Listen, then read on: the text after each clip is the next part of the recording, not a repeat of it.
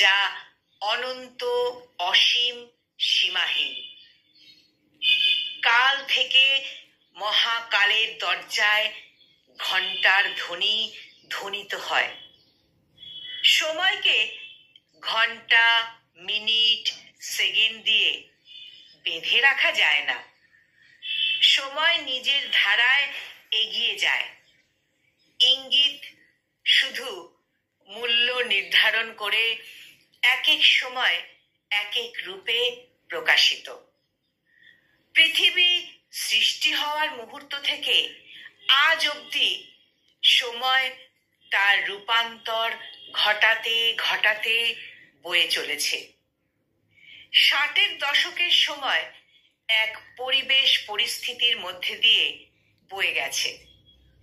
তখন মানুষের চিন্তাধারা একরকম ছিল। সেই সময় মূল্যবোধ, সহানুভূতি, মানবিকতা এই শব্দগুলি কিছুটা হলেও মানুষের মধ্যে ছিল। মানুষে মানুষে আদান প্রদান হতো। আর এখন এই শব্দগুলি নিছকই আত্মকেন্দ্রিক, শুধুই আত্মকেন্দ্রিক হয়ে গেছে। এখন প্রত্যেকেই শুধু পেতে চায়, দিতে চায় না কিছুই।